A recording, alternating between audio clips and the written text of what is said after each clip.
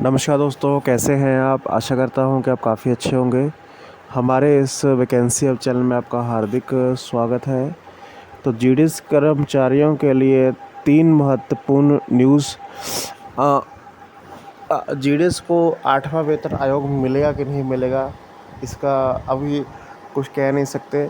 लेकिन 8वें वेतन आयोग से पहले आपकी सैलरी में बढ़ोतरी होना कंफर्म हुआ है, क्योंकि मीटिंग में जो डिसीजन लिए गए केंद्रीय कर्मचारियों के लिए और जितने भी कर्मचारी हैं जो सेंट्रल से सैलरी लेते हैं, उनके लिए काफ़ी बड़ा बदलाव है।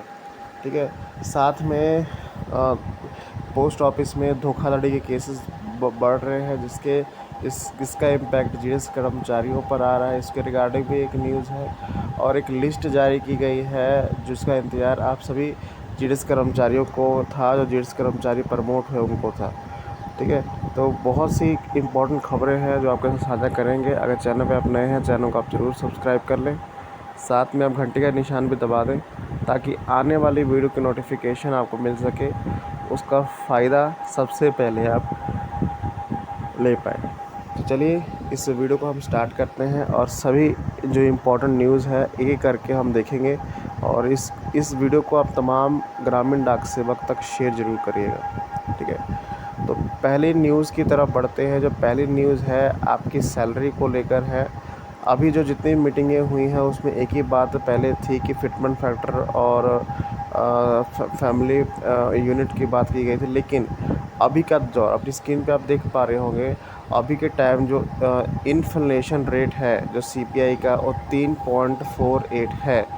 ये बहुत कम है, जिसके हिसाब से महंगाई तो ज़्यादा है, लेकिन किसी भी केंद्रीय कर्मचारी या फिर कोई भी अन्य कर्मचारी की सैलरी बहुत कम है। आप सभी जानते हैं कि जब मोदी जी ने अनाउंसमेंट की थी कि गैस यूज़ नहीं करना है, आपने ज़्यादा ट्रैवल नहीं करना है, सब कुछ नहीं करना, लेकिन अभी 10 दिनों के अंदर अंदर चीज़ों के दाम आसमान छू रहे हैं। उसके हिसाब से ग्रामीण डाक सेवक की सैलरी नहीं है। तो बात एक निकल के आई है कि आपकी सैलरी मर्ज की जाएगी आपकी बेसिक में, आपकी जो डीए है उसका 50% जो हिस्सा है और बेसिक में मर्ज किया जाएगा। ये 7 सीपीसी का नियम था। 7 सीपीसी में ये कहा गया था कि जब डीए 50% से ऊपर हो जाए तो उसको मर्ज कर दिया जाए। ठीक है। तो इस बार 2 महीने के अंदर अंदर आपको इंटीरियर रिलीफ दिया जाएगा महंगाई से लड़ने के लिए।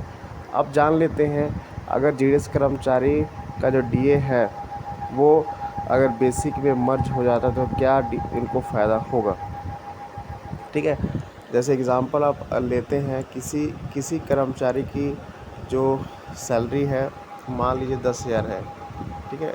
किसी कर्मचारी की सैलरी 10,000 है, उसको डीए अभी के टाइम 60% मिल रहा है। ठीक है। डीए उसको 60% मिल रहा है, मतलब उसको 6,000 रुपये डीए के रूप में मिल रहे हैं। ठीक है।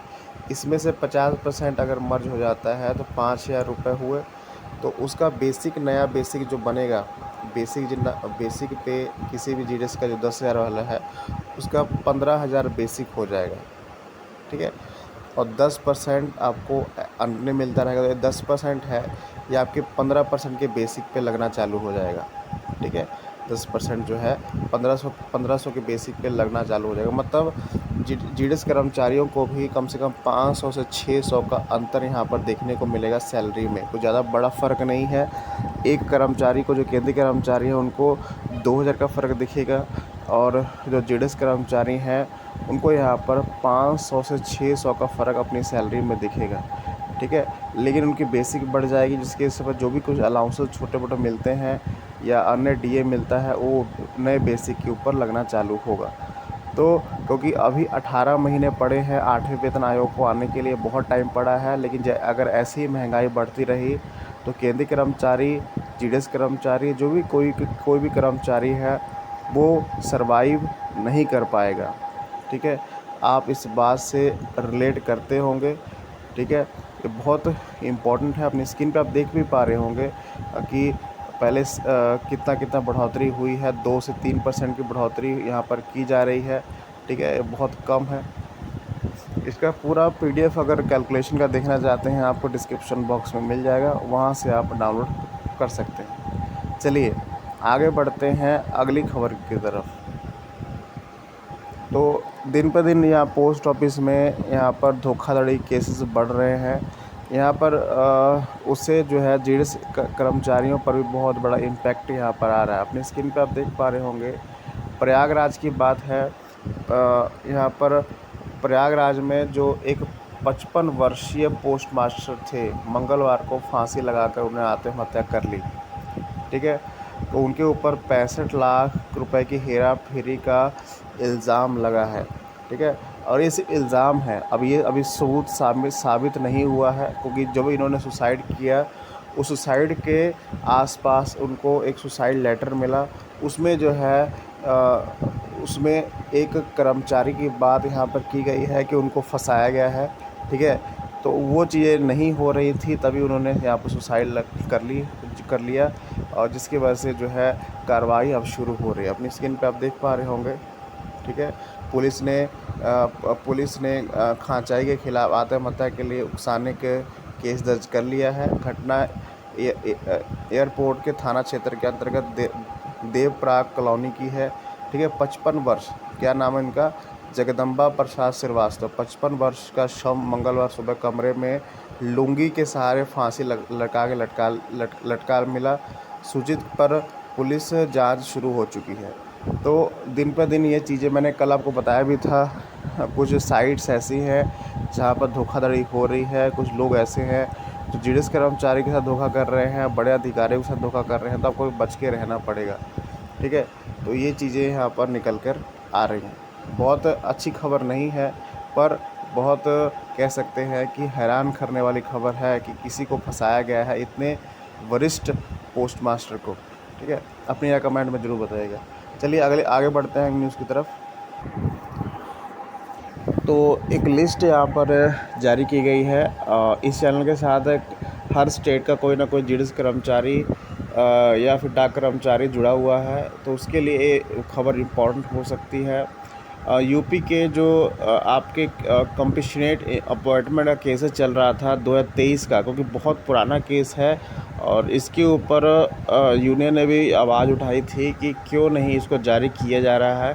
तो 2023 की जो वैकेंसीज़ थी कंपैशनेट अपॉइंटमेंट की, उसको कल शाम को जारी किया गया है। अपनी स्क्रीन पे आप देख पा रहे हो उस लिस्ट को।